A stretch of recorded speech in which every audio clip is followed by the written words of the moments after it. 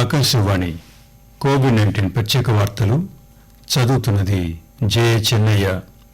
COVID-19 వ్యాక్సిన్ల అభివృద్ధిని ప్రభుత్వం నిశితంగా పరిశీలిస్తుందని ప్రధానమంత్రి నరేంద్ర మోదీ మరోసారి హామీ ఇచ్చారు. వ్యాక్సిన్ అభివృద్ధిలో పాల్గొంటున్న భారతీయ అభివృద్ధిదారులు, ఉత్పత్తిదారులతో పాటు అంతర్జాతీయ రెగ్యులేటర్లు, ఇతర దేశాల ప్రభుత్వాలు, బహుళజాతి సంస్థలు, అంతర్జాతీయ కంపెనీలతో ప్రభుత్వం సంబంధాలు కొనసాగిస్తోందని ప్రధానమంత్రి చెప్పారు. ప్రజలకు ఇచ్చే వ్యాక్సిన్ అన్ని నిర్దిష్ట శాస్త్రీయ రూపకల్పన నిబంధనలు పాటించే విధంగా చూస్తామని తెలిపారు. ప్రతి వ్యక్తి ప్రాణాన్ని కాపాడే దృక్పథంతో కోవిడ్-19 పై పోరాటం సాగిస్తున్నామని, ప్రతి ఒక్కరికి వ్యాక్సిన్ అందించడం ప్రధానంగా పరిగణిస్తామని ఆయన వివరించారు. వ్యాక్సిన్ అందజేసే కార్యక్రమం సజావుగా, స్థిరంగా, పద్దతిని అనుసరించి సాగే విధంగా అన్ని స్థాయిల్లో కలిసికట్టుగా పనిచేసేలా ప్రభుత్వం శ్రద్ధ తీసుకుంటుందని నరేంద్ర మోదీ తెలిపారు. దేశంలో కోవిడ్ పరిస్థితిపై ప్రధానమంత్రి ముఖ్యమంత్రులు, కేంద్రపాలిత ప్రాంతాల అధికారులతో ఉన్నత స్థాయి సమీక్ష సమావేశం నిర్వహించారు. కోవిడ్ పై పోరాటంలో మన దేశం కీలకమైన మైలురాయి దాటింది. ఇప్పటి వరకు 86 లక్షలకు పైగా కోవిడ్ నుంచి కోలుకోగా జాతీయ స్థాయి రికవరీ రేటు 93.76% పెరిగింది. గత 24 గంటల్లో సుమారు 42,000 మంది కోలుకుని ఇళ్లకు వెళ్లారు.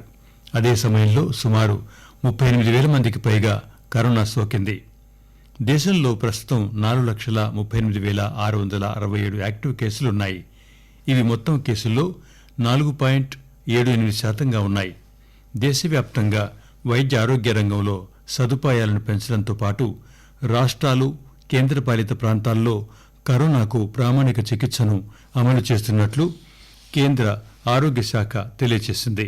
వైద్యులు, పారామెడికల్ సిబ్బంది, ఇతర విభాగాల అంకిత భావం, నిబద్ధత వల్ల కోలుకుంటున్న వారి సంఖ్య నానాటికి పెరుగుతోందని పేర్కొంది. గత 24 గంటల్లో దేశవ్యాప్తంగా 480 మంది మరణించారు. తెలంగాణలో గడిచిన 24 గంటల్లో 921 తాజా కరోనా కేసులు నమోదయ్యాయి. దీంతో మొత్తం కరోనా కేసుల సంఖ్య 2,65,049కి పెరిగింది. నిన్న మరో 4 మరణించడంతో కోవిడ్, ఇతర సమస్యలతో మరణించిన వారి సంఖ్య 1,437కు పెరిగింది. కాగా హైదరాబాదులో గత 24 గంటల్లో 146 కొత్త కేసులు నమోదయ్యాయి. ఆంధ్రప్రదేశ్లో 1,085 కొత్త కేసులు నమోదయ్యాయి. ఇప్పటి వరకు రాష్ట్రంలో 8,63,843 మందికి కోవిడ్ సోకినట్లు రాష్ట్ర కోవిడ్ నోడల్ అధికారి తెలిపారు. ఆంధ్రప్రదేశ్లో గత 24 గంటల్లో మరో 8 మంది చనిపోవడంతో ఇప్పటి వరకు మరణించిన వారి సంఖ్య 6,956కు పెరిగింది. శాస్త్రీయంగా ఆమోదం పొందిన వెంటనే కరోనా వ్యాక్సిన్ను ప్రజలకు అందించడానికి సిద్ధంగా ఉన్నట్లు తెలంగాణ ముఖ్యమంత్రి చంద్రశేఖరరావు వెల్లడించారు. అయితే వ్యాక్సిన్ వల్ల కలిగే ఇతర ప్రభావాలను కూడా పరిశీలించవలసి ఉందని తెలిపారు.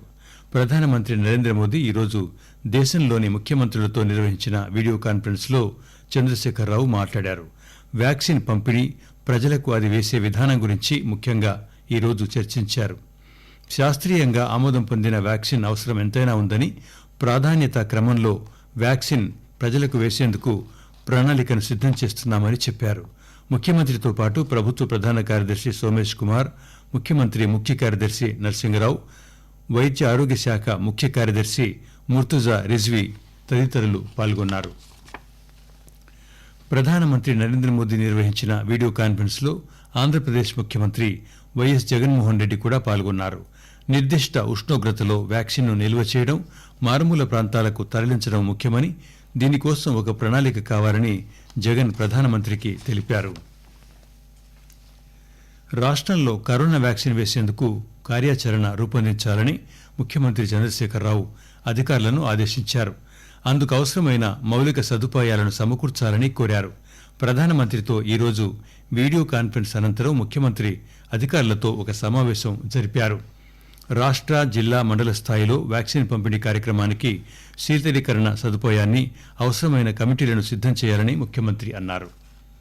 ఆకాశవాణి కోవిడ్-19 ప్రత్యేక వార్తలు ఇంతటితో సమాప్తం.